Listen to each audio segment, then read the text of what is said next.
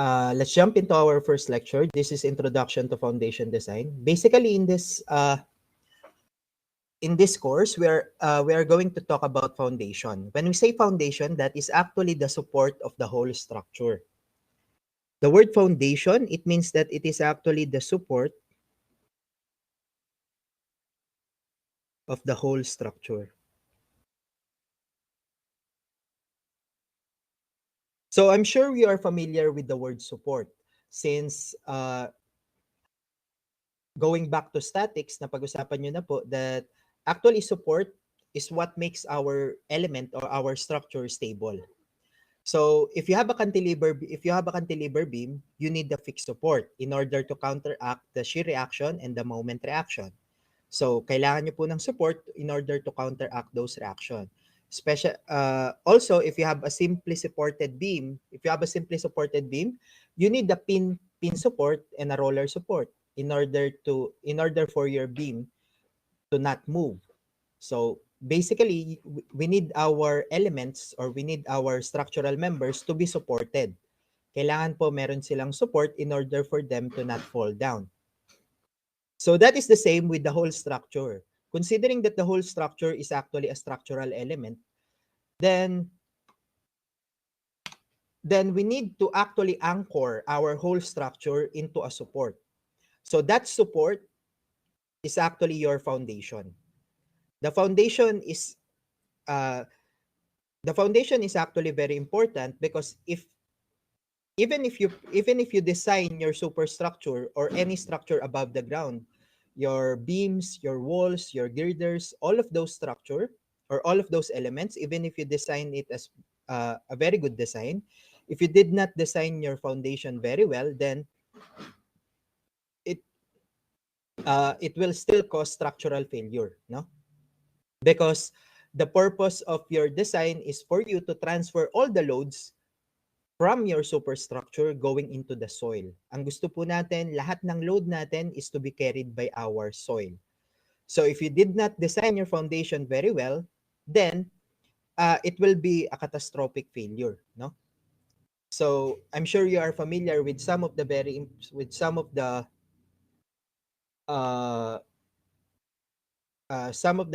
famous foundation failure. For example, the Leaning Tower of Pisa. So even if the tower, that's a good foundation failure. But think of it this way, no? Even if the tower is actually very good design, since hindi po na-check yung bearing capacity, nagkaroon ng overturning, it's still a whole failure. Nagkaroon pa rin po ng structural failure. And that structural failure, kapag po foundation ang naging structural failure, it's actually very difficult to retrofit. Mahirap po siyang iayos, no? So again, it is very important for us to actually check to design our foundation and to always check or to always have a good design in our foundation, no? Okay, so our intended learning outcomes for today's lecture is that at the end of the session, the student should be able to first be familiar with different types of foundation. We are going to discuss different types of foundation. And we are going to discuss the importance and function of foundation in our structure. And lastly, we are going to understand the importance of soil investigation and sampling in foundation engineering. So why do we need to conduct soil investigation, and why do we need to conduct sampling, soil sampling? So our structural foundation is actually a part of the building that fixes it into the soil. So as I've said, the foundation is actually the support of your whole structure.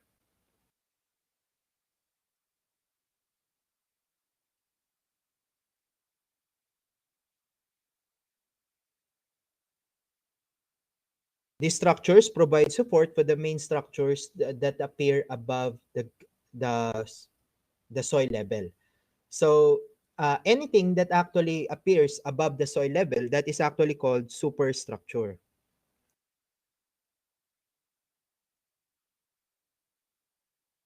So anything that appears above the soil level are called superstructure. So ang superstructure is composed of your columns, your walls, your beams, your girder, your slab, your secondary beams, your shear wall, your stairs, your your partitions, all of the structural elements that actually appears above the soil level, that is called superstructure. And anything that appears below the ground level is called substructure. So our substructure is actually composed of footings.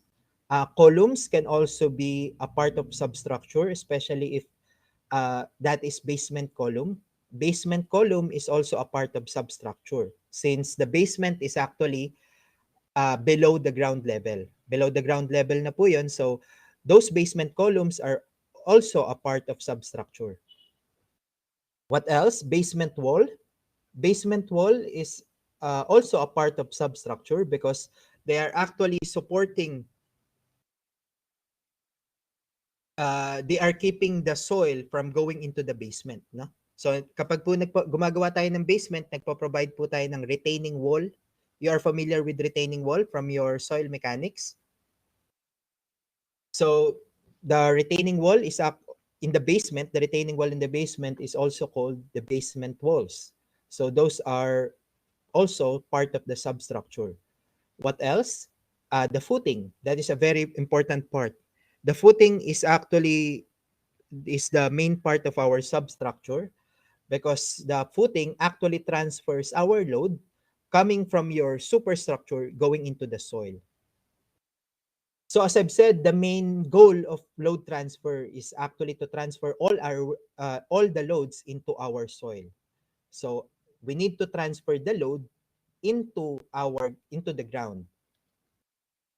So just a simple introduction on load transfer. Actually, load transfer should be discussed in RCD, but since you have not taken RCD, I will have a brief introduction on load transfer.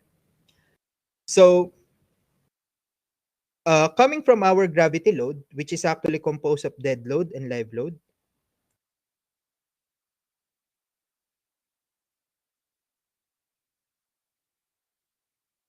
dead load, these are loads that are actually permanently attached to your structure.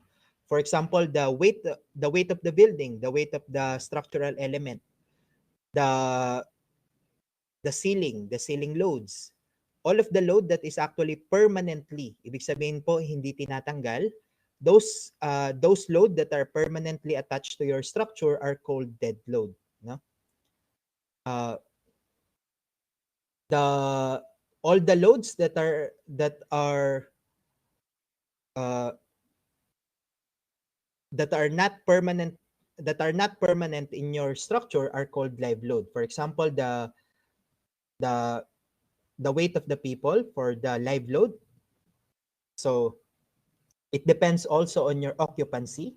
If your building is to be occupied as an office building, it has a different live load. If your building is to be occupied as a school, iba rin po yung live load nun. If your building is to be occupied as a residential house, it also has a different live load. So that those live load can actually be found in our National Structural Code of the Philippines, that is NSCP. So we have different load in terms of occupancy. So that is live load, no? So live load can also be termed as moving loads. So ibig sabihin po, yung mga moving loads natin can also be termed as live load. So live load will come and go. Hindi po laging nakalagay si live load because hindi naman laging naka-occupy yung mga tao. So as I've said, yung live load po natin is coming from the weight of the occupants itself. Yung galing po yun sa weight ng mag-occupy ng ating structure. So from those loads, we are actually transferring the weight coming from the gravity load going to the slabs, no? So what are slabs? So just a simple framing plan, if this is our if this is our structure,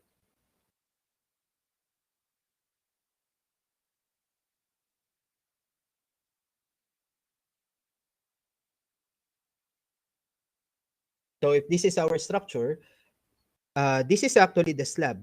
Ang slab po, doon tayo nakatapak, no?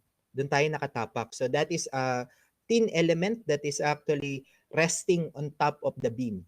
So meron pong element na nagre-rest on top of the beam, and that is called slab. So doon tayo nakatapak. So kung doon po tayo nakatapak sa slab, our load or our weight is actually being transferred to the slab, and the slab will actually transfer our load to the beams. So the beams is actually this one. Ito po yung beams natin. These beams are actually called secondary beams. And then your beams will actually transfer your load into the girder.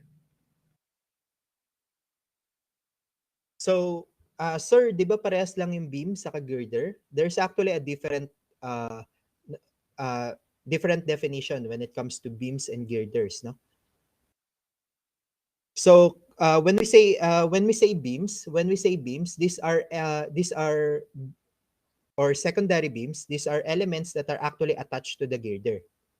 So kapag po yung beams mo nakakabit sa isa pang beam, then that is called secondary beam. Kapag naman yung beams mo nakakabit po sa column, that is usually po that is called girder, no? So girders are actually also called main beams. Ito po yung mga main beams natin. Nakakabit sila sa columns. So coming from going back to load transfer, coming from your slab, it will transfer your load into the beam, and then coming from your beam, it will transfer your load into the girder. So going to the girder, and then coming from your girder, your load will be transferred to the column.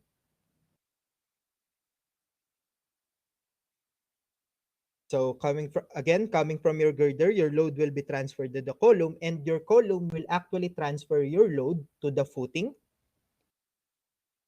And then coming from the footing, it will transfer your load into the soil. So again, the purpose of load transfer, the purpose of design is for us to transfer all the loads into the soil, into the ground. Because the main support of all the structures that is actually built in the world is the ground. Yung soil po yung ating main support, no? So kailangan nating i-transfer lahat ng load natin into our soil. So a good design, a good design or a good structural engineering practice is for us to carry or to transfer all our loads into our soil. We also have different type of loadings, no? Hindi lang po gravity load ang dinedesign natin when it comes to structure. We have two types of load. We have the gravity and the lateral load.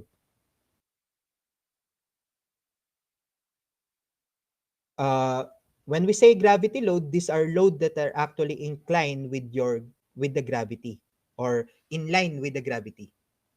So ibig sabihin po ng gravity load, yan po yung mga load natin that is actually in line with the gravity load. So those are the dead load and the live load. Kaya nga po siya tinawag na gravity load because it's actually going downward, no? It's actually going downward. Next type of load is actually called the lateral load. The lateral load, these are the types of load that is actually going horizontally. So those are the wind load and the earthquake load. So wind load is actually going in a horizontal direction. So if this is your building, the wind load is applied horizontally. This is the wind load. So the earthquake is also applied the same way. So it's actually applied horizontally, no? So again, we have two types of loading, gravity load and lateral load. So gravity load, those are dead load and live load, and lateral load, those are the wind load and earthquake load.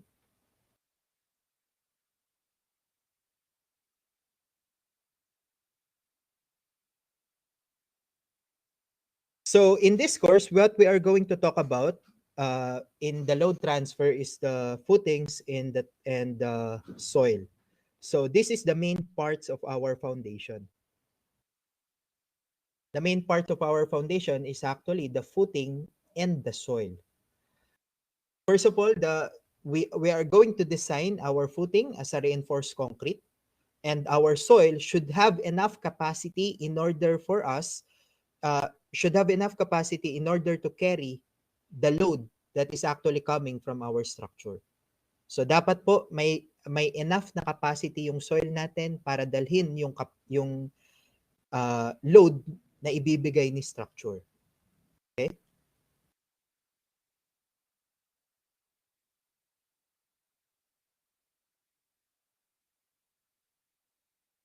So far, any question po? Do we have any question?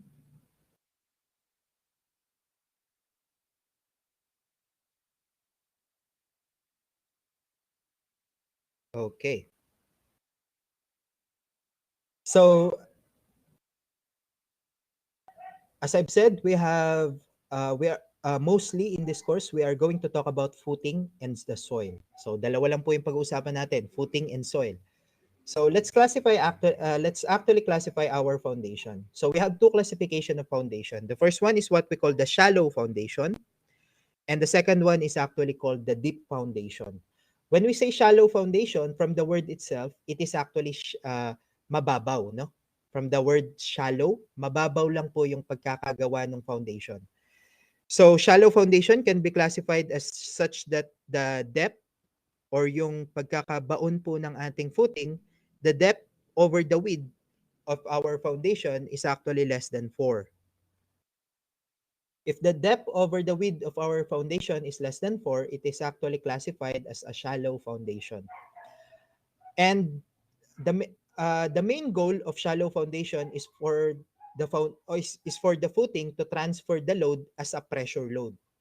So gusto po ng ating footing, i-transfer niya yung load natin coming from a point load into a pressure load. So let's think of it this way. If this is actually our footing, and we already know that the main load that is actually being carried by our column, ano po ang main load na kine-carry ng ating, what is the type of load na kine-carry ng ating column? Is it axial? Is it moment? Ano po ang main load na kine-carry ng ating column?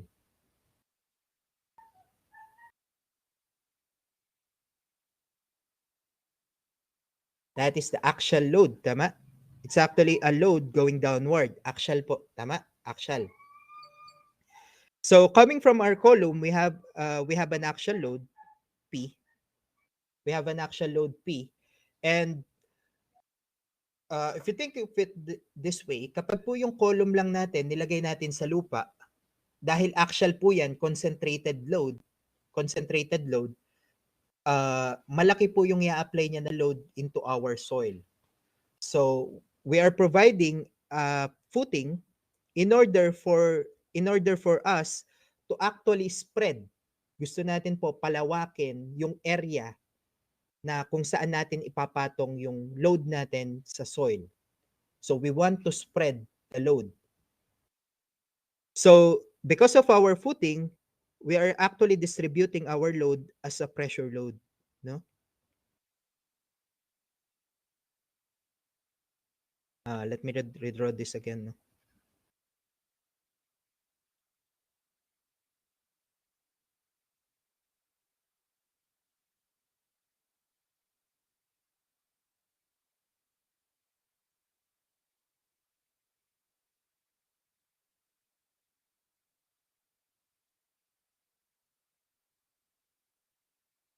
Okay, so basically the main purpose of our footing, we are providing footing in order for us to distribute the load into a larger area of the soil. Gusto po natin i-distribute yung ating point load coming from the column into a larger area of the soil.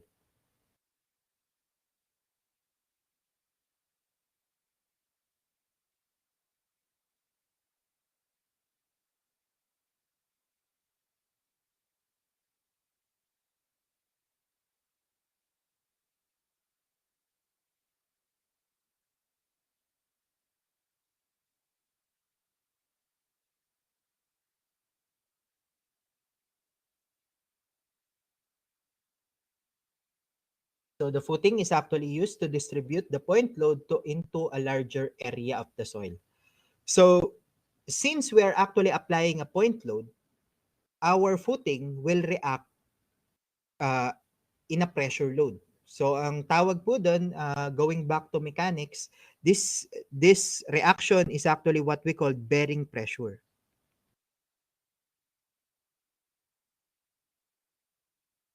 So the reaction of our footing, is actually called bearing pressure.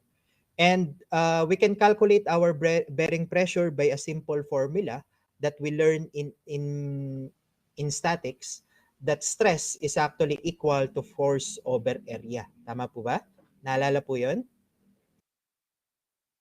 So our bearing pressure is actually denoted as Q, and you can solve your bearing pressure by a simple formula that you apply a force load P divided by the area of the footing. So that will be P divided by the area.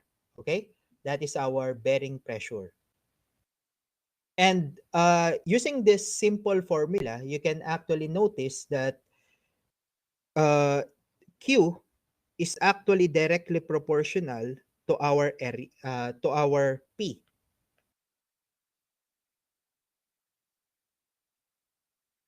Our Q or our bearing pressure is directly proportional into our applied load. It means that if we apply a larger load, your bearing pressure also increases. So if you apply a large column load, mas malaki po yung magiging bearing pressure. Okay? At the same time, if you have your Q or your bearing pressure is actually inversely proportional, it is inversely proportional to the area. So Q is inversely proportional to the area, no? So as the area increases,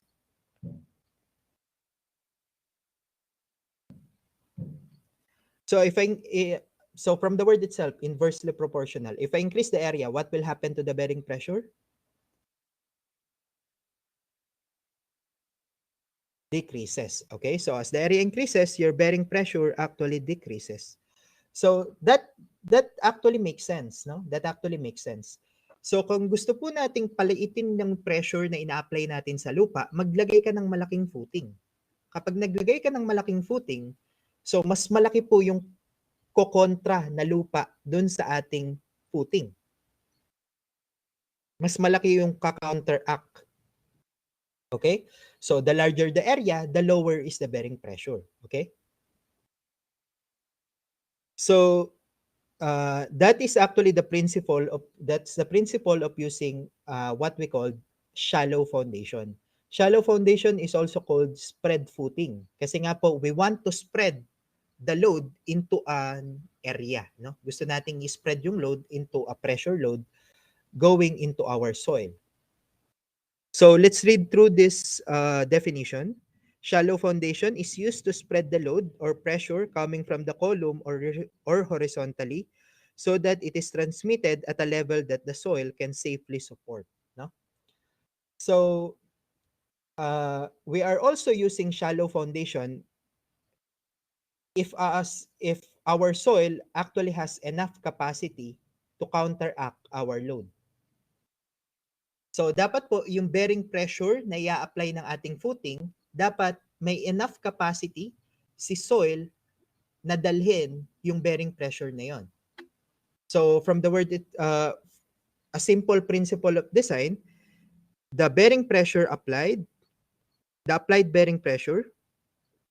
bearing pressure should always be less than the capacity coming from your soil. The applied bearing pressure, saan po galing yung applied bearing pressure? Saan po galing ito? This is coming from your external loads. This is coming from your external loads or basically your applied loads.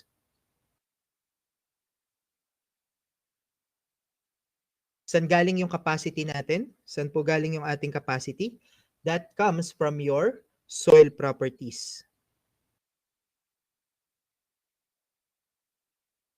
So, your soil should have enough capacity. Dapat po may capacity yung soil to carry the load, no? to carry the load. It means na hindi po dapat masisira yung soil kapag in-apply na natin yung load or yung bearing pressure coming from our footing. No? So, in that way, we are also using shallow foundation if your steep soil is actually as a shallow depth.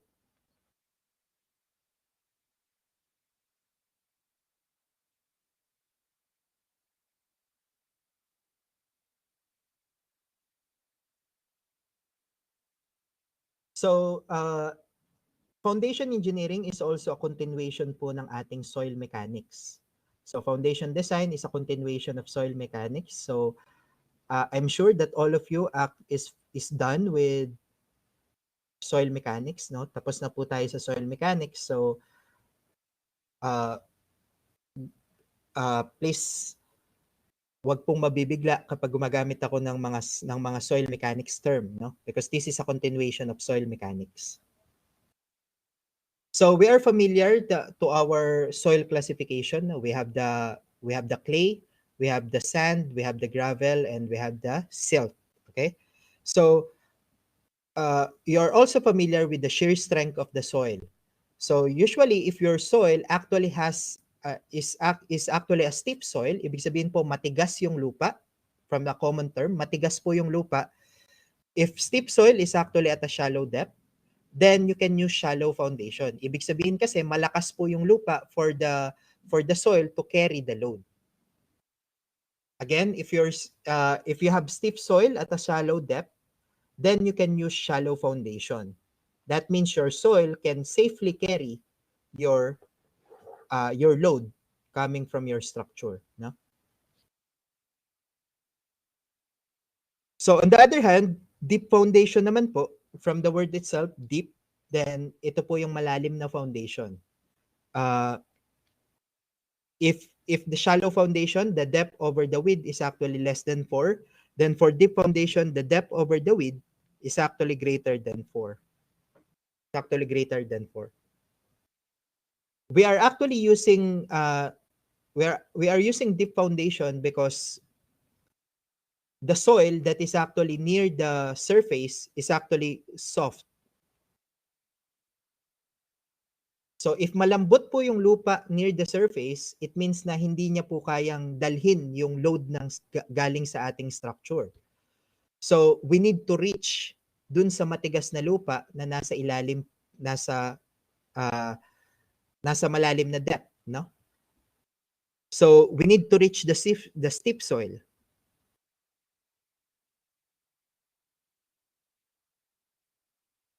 We need to reach the steep soil. That is why we are actually using piles. So most of the time, kapag po narinig nyo yung word na deep foundation, those are pile supported foundation. And for deep foundation, we are actually using the friction.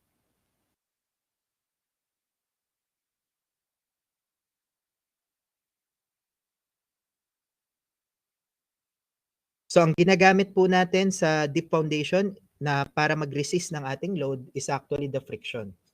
So if sa shallow foundation, nire-resist niya using pressure. Sa deep foundation naman, nire-resist niya using friction.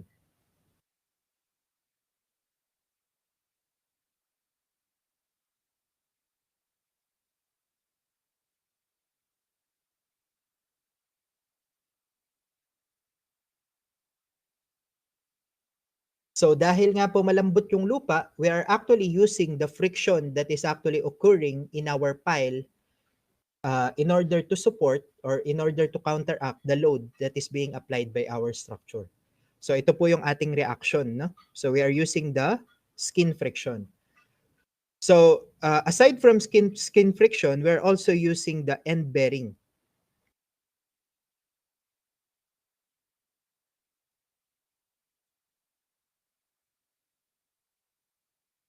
So when we say end bearing, ito po yung the capacity of the soil at the end of the pile. So kasi nga po, kaya tayo naglagay ng pile kasi dun sa dulo ng pile, matigas na po yung lupa. So kung matigas na yung lupa dun, it has actually a large end bearing capacity. malakas na yung lupa dun sa dulo ng pile. So we can use that capacity. Ang tawag po doon, end bearing.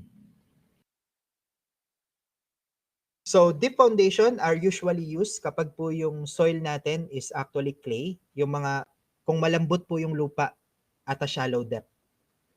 So load coming from columns or structure is actually transferred to the soil vertically.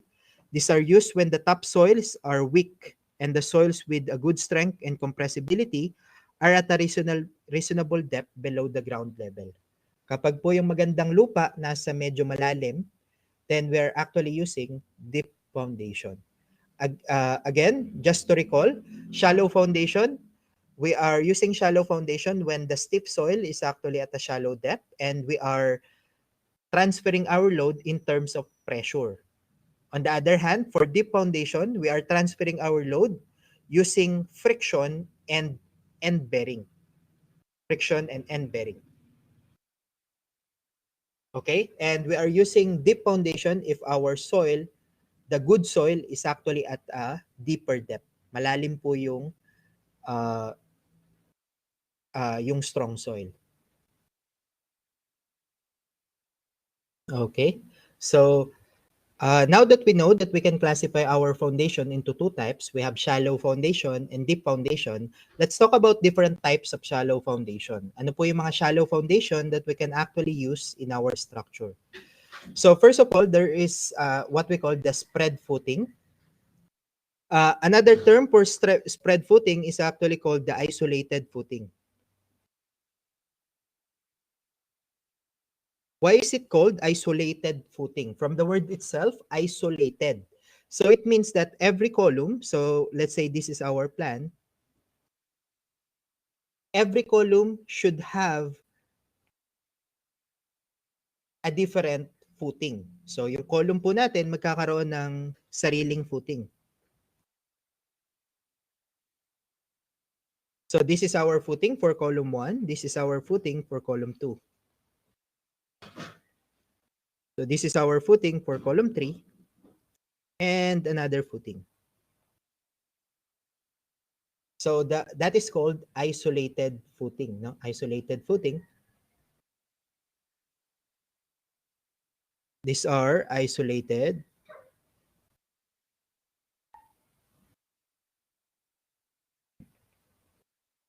footings. So these are used for individual columns and continuous walls. So usually we are using isolated footings, especially if your columns or column spacing is actually far. So malayo po yung column spacing natin. Medyo malaki yung column spacing. So we are using isolated footing.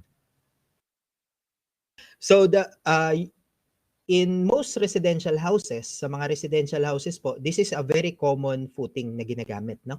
So kapag po nakagraduate na kayo and you're going to create a simple residential house, then usually the first choice for your footing is actually called isolated footing. So naglalagay ka po ng footing per column. Maglalagay ka ng footing per column. Parang from sa layman's term, lalagyan mo siya ng paa. Lalagyan niyo po ng paa, no? Lalagyan mo ng support. So these are isolated footings for individual columns. So this is a common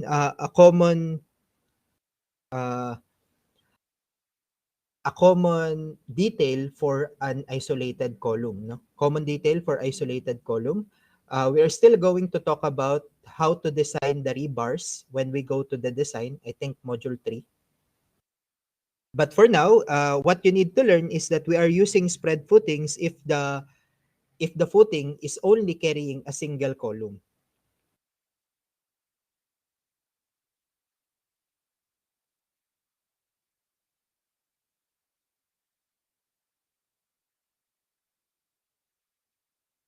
So if the footing is carrying a single column and then the type of shallow footing is called spread footing, spread or isolated footing, no? We can also use wall footing. Wall, or you can also use the word continuous footing. or you can also use long footing. Wall, continuous, or long footing, these are footing that supports wall. Ibig sabihin po ng wall, continuous yung element. Continuous yung element. So let's say for example, this is a wall footing.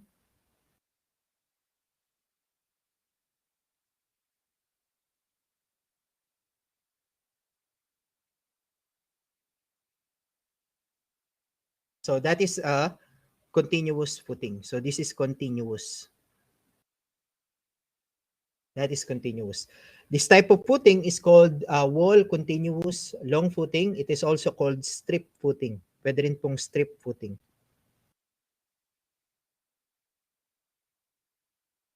So these are used to support walls or continuous members. No?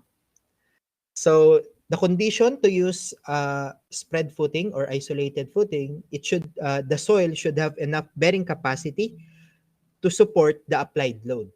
As I've said, kapag po nag-apply tayo ng axial load coming from the column, the footing will actually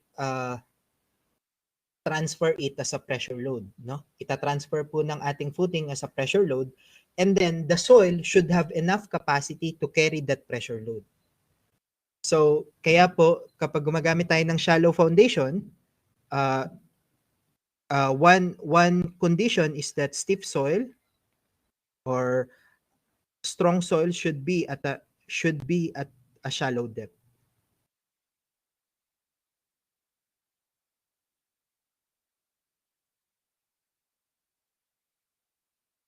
So stiff soil or yung matigas na lupa dapat po nasa mababaw na part ng ating soil.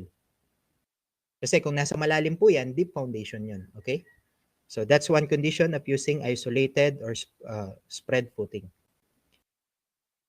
So next type of foundation is what we call combined footing. So combined footing is actually used when two isolated footing is overlapping each other. So let's say for example, you have two columns and the spacing of the two columns is, let's say, medyo close po yung spacing nila, let's say 3 meters. And then as a designer, you design the footing as isolated footing. Ang dinesign mo po isolated, no? Design ka ng footing isolated. So this is the footing for column 1. And then when you design the footing for column 2, nag-overlap po sila. So the two footings are overlapping, then you can just combine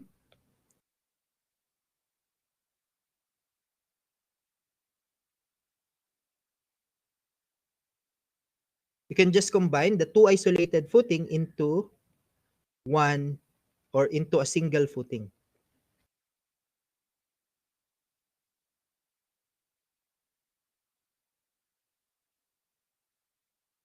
So when you combine two isolated footing into a one single footing like this one, like what was shown in the picture, then that is called combined footing. Combined footing. So these are used when two to four columns are on footing is actually combined into a single footing. Or it is also used when the space or the spacing of the column is close.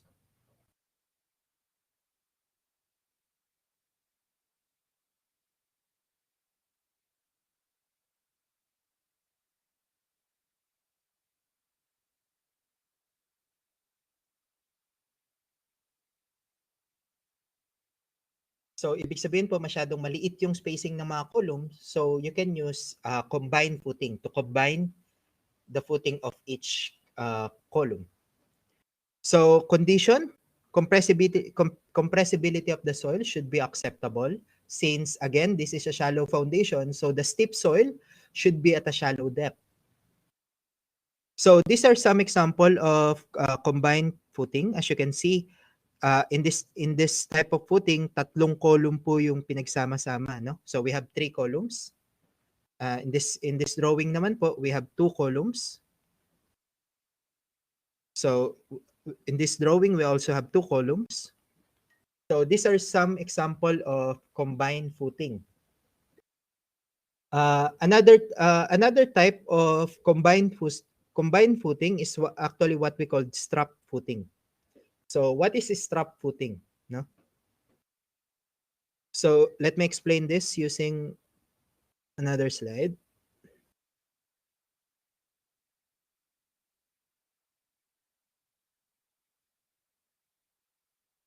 So strap footing is used when you have a column that is actually eccentrically loaded.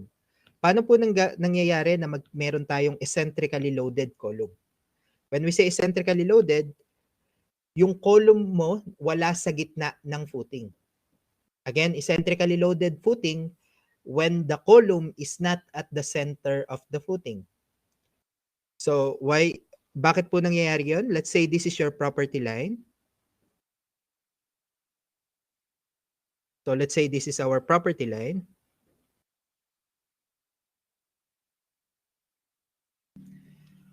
So this is a usual situation. When you are creating a house or a simple residential house, of course, you want to maximize the lot area.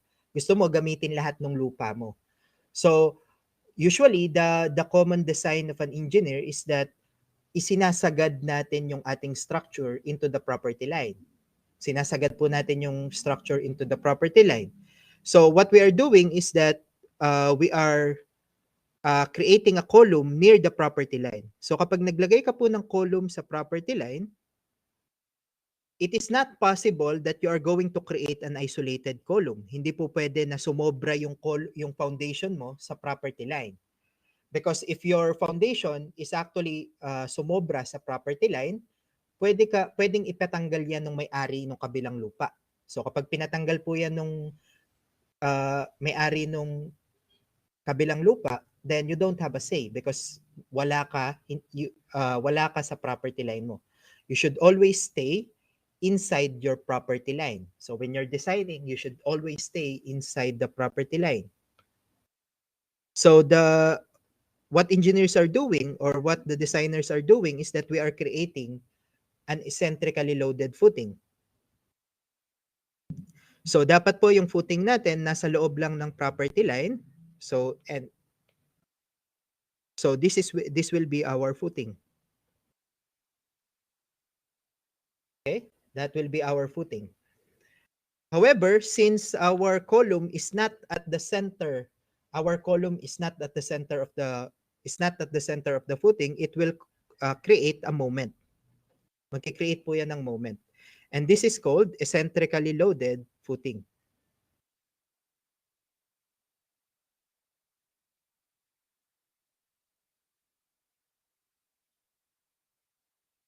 So because our column is not at the center of our footing, magke-create yan ng moment. So again, the eccentricity actually creates the moment.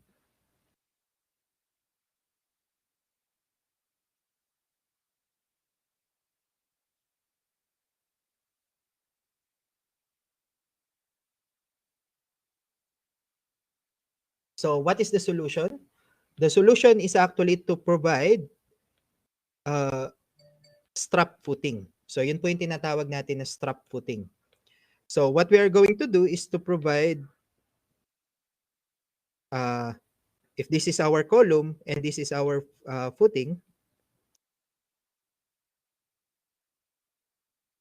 we are going to anchor it. Ibig sabihin, ikakabit po natin siya dun sa kabilang column, sa kabilang footing, in order to resist the eccentrically loaded, para po i-resist niya yung moment. So, if you have another column here and another footing,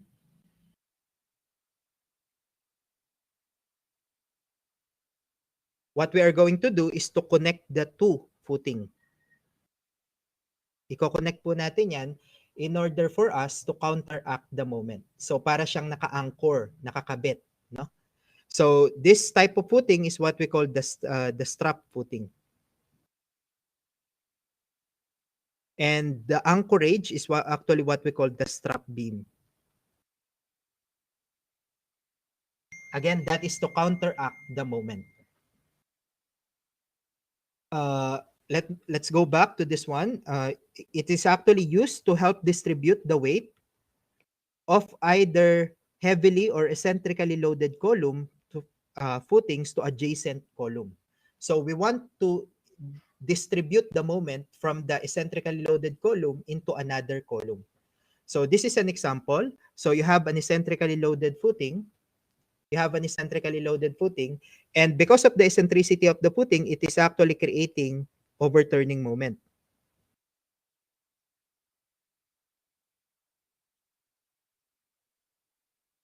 And you want that moment to be resisted by another footing so that this footing will actually create a resisting moment.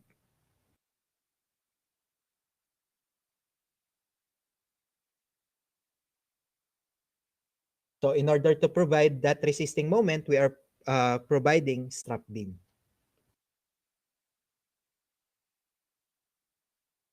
Is the concept of strap footing clear? Clear po tayo sa concept ng strap footing? Why are we providing strap footing? Again, nagpo-provide po tayo ng strap footing because we are actually near the property line. Kaya po tayo, nasa property line, nagkakaroon tayo ng eccentrically loaded column. Okay?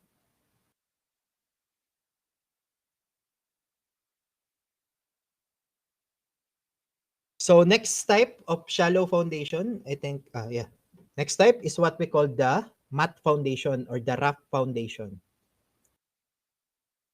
Mat foundation is actually used when there are several rows of parallel columns. And all columns actually is heavily loaded. So if you have several rows of columns, for example, for a tall building, tall building, let's say 40 story, 30 story, no? So you have a lot of column. So marami ka pong column na, and those columns are actually heavily loaded. So when you design the column into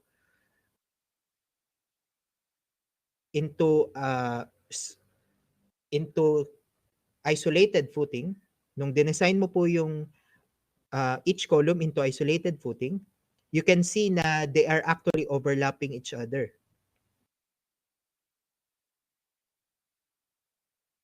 So what you're going to do is to just combine them into a one big footing.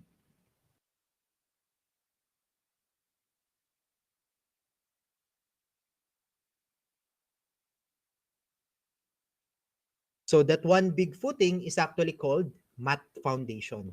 Mat foundation. So if you have a several column or marami ka pong column, yan,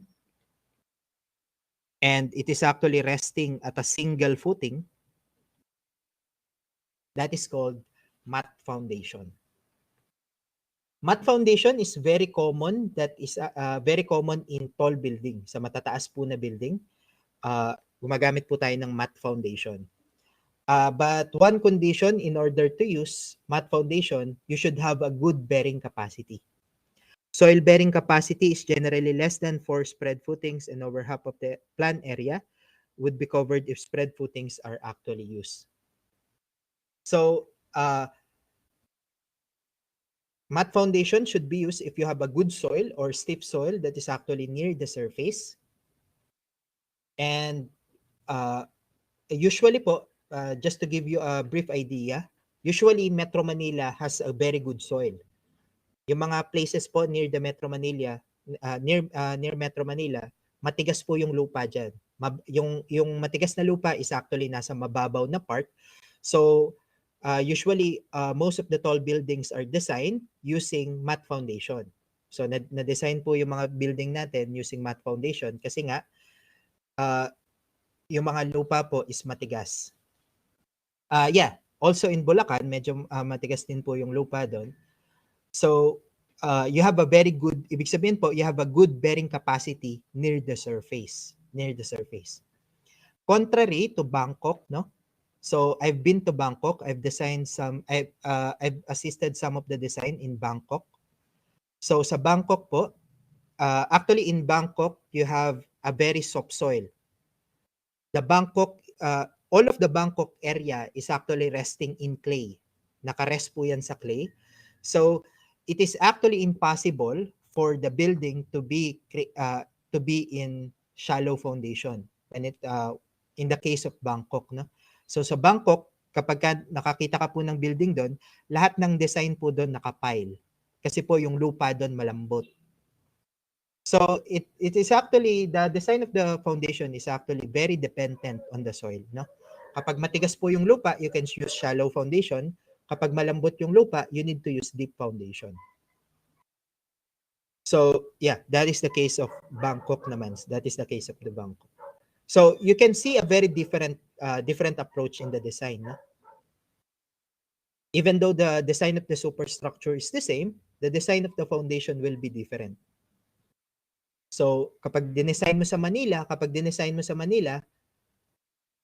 rough foundation yan, matte foundation, matigas yung lupa. But if you go to Bangkok, if you go to, for example, you want to design near the beaches, near the ocean, then you need to use pile foundation. Because those lands that are near the ocean or malapit po sa mga beach, those are sandy areas, malalambot po yung lupa na yan, and it's not possible to use shallow foundation. So again, matte foundation, we are actually using them when we have several columns that we need to support, and we are going to use one big shallow foundation, and that is called matte foundation.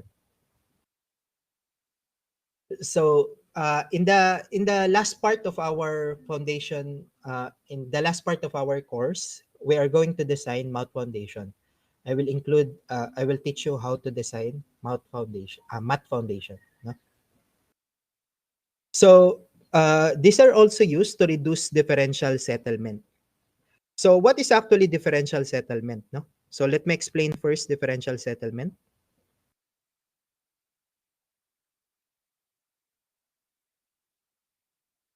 So let's say you have a simple structure.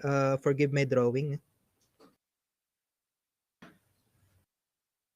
So let's say you have a simple structure that is actually resting on footing.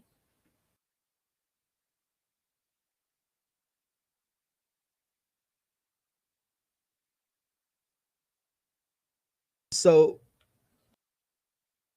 if you have a soft soil, or if you create a structure with footing, there's actually a possibility na magsettle yung ating foundation. That is very common. Settlement of the foundation is very common. We're actually expecting settlement. However, if what is critical is what we call differential settlement. If only one foundation is settling, for example, this is the only one that is actually settling. One foundation is going down where the other is actually not hindi siya nagsesettle, then it will create what we call differential settlement.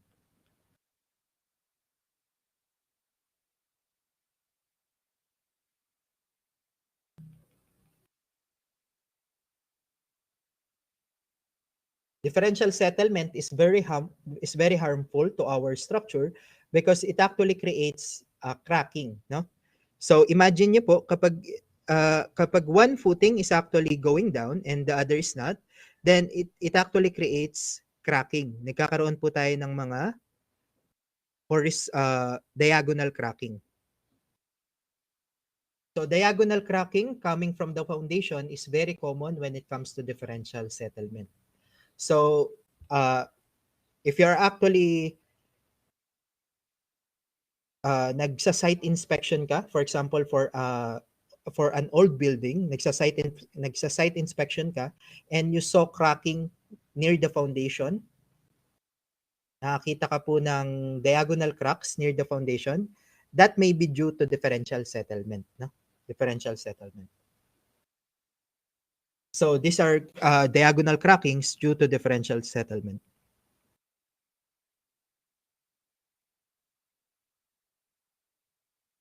So differential settlement are harmful. However, uniform settlement is not, no?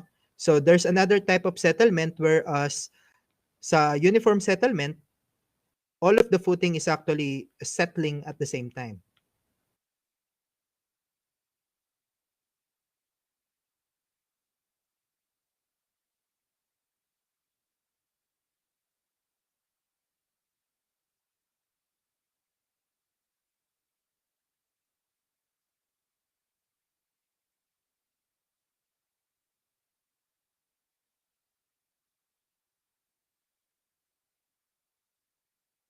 So kapag sabay-sabay po na nag-settle yung ating foundation, and that is called uniform settlement, it will not create cracking.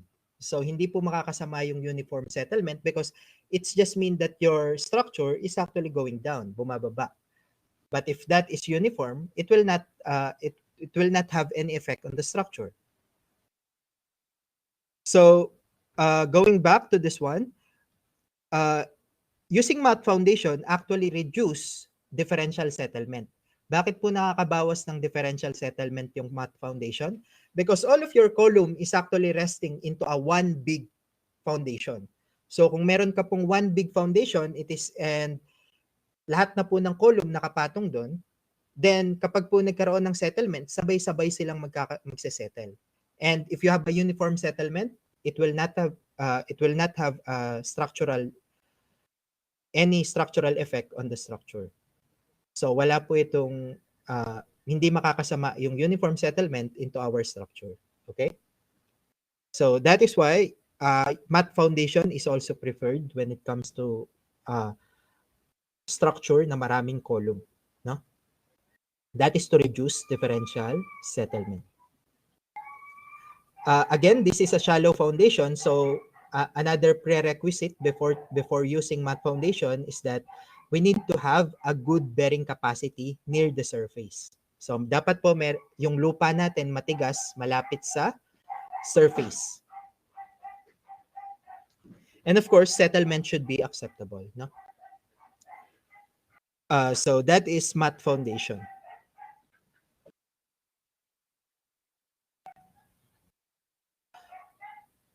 Are we clear with math foundation? Clear po tayo sa math foundation? Okay. So next one is actually called a grillage foundation. Grillage foundation is actually used to transfer a heavily loaded column into a concrete pad. So if it's not usually when we are creating steel structure, we're actually using concrete pedestal, no? So I don't know if you if na-encounter na po ito, no? So usually if you have a steel column, kapag may steel column po tayo, ang ginagawa natin is we have a concrete pedestal.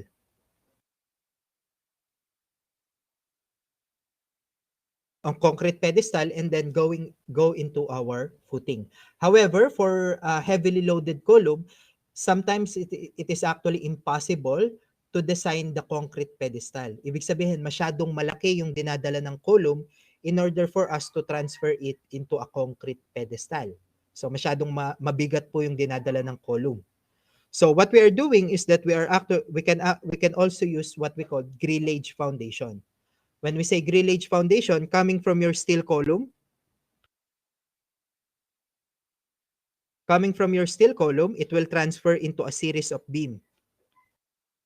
And then transfer again into another series of beam, and then series of beam, until the load is actually distributed as a pressure. So gusto po natin i-distribute yung concentrated load into a pressure. That is why nagkaroon po tayo ng grillage steel beams. And then at the end, we have a concrete pad. No? We have a concrete pad. So these are used when heavy structural loads from columns are required to be transferred to a soil of low bearing capacity. No? And of course, we need to have a reasonable soil bearing capacity at a depth where the concrete pad is resting. So this is actually called the grillage foundation. So those are the types of shallow foundation. So let's now move into deep foundation. When we say deep foundation, these are, again, deep foundation when the deep foundation are used when the depth over the width is actually greater than 4, right? Greater than 4. So the first type of, again, when we say deep foundation, the first thing that comes to mind is actually pile. So ang una po, kapag sinabi ko pong deep foundation, dapat ang pinakauna pong papasok sa inyo, pile, no? So we know that they are composed of pile. So deep foundation, we have what we call the floating or the friction pile. Bakit po ito tinawag na floating or friction pile? That is because most of the resistance is actually coming from skin friction. So resistance is coming from skin friction.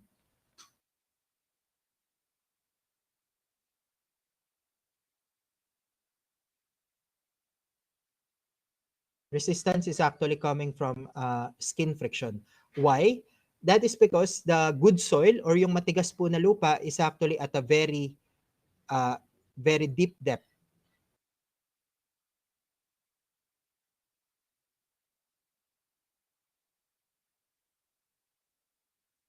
This one.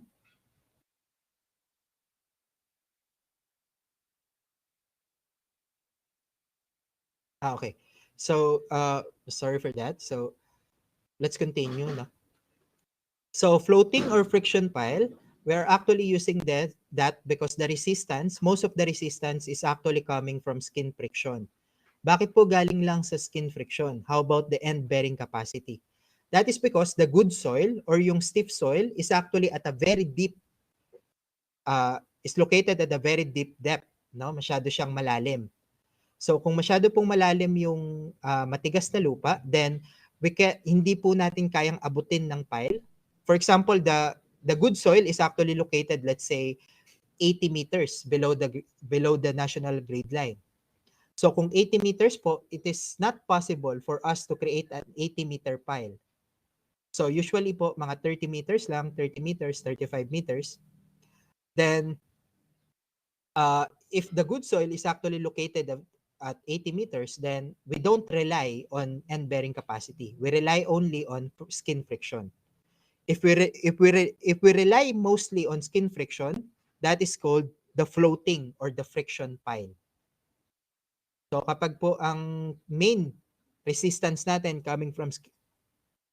is coming from skin friction, ang tawag po doon, friction pile, no? So develop most of the pile bearing capacity by shear stresses along the sides of the pile and are suitable where harder layers are too deep to reach economically. Ibig sabihin po, masyado ng malalim. Harder layers are too deep, masyado pong malalim for us to reach economically. So condition to use friction pile, near surface soils actually have low resistance or low bearing capacity. Kaya nga po tayo gumagamit ng pile is that because this soil is actually soft soil. Ibig sabihin po ng soft soil, low bearing capacity.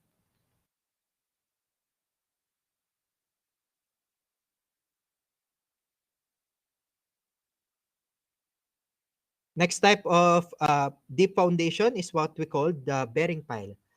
The bearing pile means that the good soil is actually at a reasonable depth. Ibig sabihin po, we can reach the good soil. So the steep soil or the rock, we can reach it using a pile. So in that case, the resistance of the pile is actually coming from the friction and coming from end bearing. So bearing piles, the resistance is actually coming from the friction plus the end bearing capacity. Okay, piles are in groups into supporting a cup which is connected to a column, used to transfer the superstructure load through a low bearing capacity soil to a strong stratum such as rock to a very dense sand and gravel.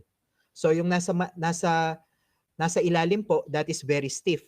So usually that is rock na, bedrock or very dense sand. So ibig sabihin po malakas yung end bearing capacity natin. So this pile is actually called bearing pile. Bearing pile.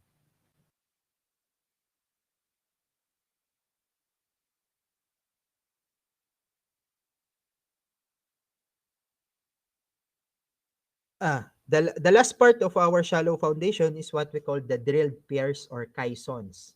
Drilled piers of caissons. Drilled caissons or drilled piers are actually used for special structure.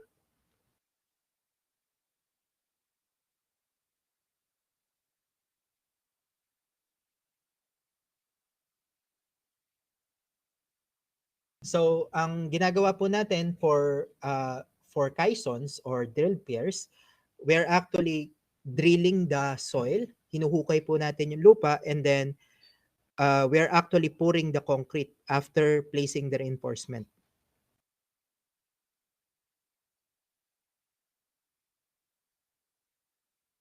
So, usually, these are used for special structures, very large structures. For example, bridges, oil structure that is located in the middle of the ocean.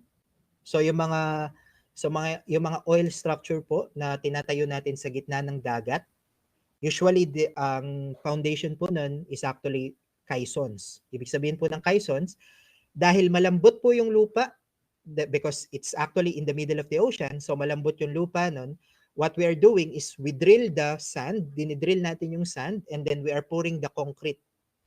We are pouring the concrete to create a big foundation. To create a big foundation. So, and that foundation is called caissons. And the resistance of the caissons is coming from the friction and the end bearing.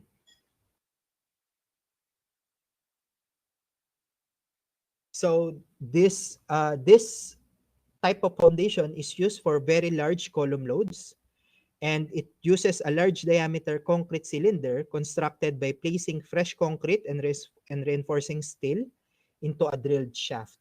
No? So usually nga po, yung mga oil structure natin na nasa gitna ng dagat, usually they are resting on caissons na tinatawag po, caissons.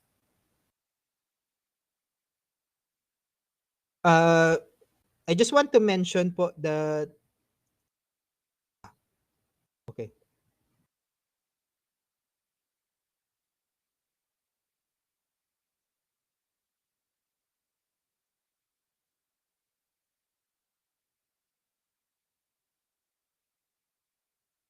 Anyway, so that is the last type of our shallow foundation. So we have the last type is actually we have drilled piers or caissons. Anyway, why are we actually using caissons when it comes to structures that are in the middle of the ocean? Kasi nga po yung sand natin, lahat po ng mga soil na malapit sa body of water, usually po malambot yan. Because the groundwater is actually reducing the capacity of our soil. So, napapansin nyo naman po yun, di ba? If you want, kung gusto mong palambutin yung lupa, lagyan mo ng tubig. So, the groundwater is actually reducing the bearing capacity of our soil.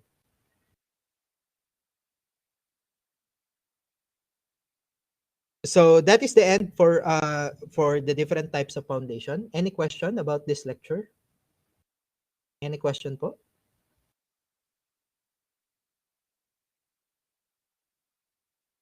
Any question about this lecture?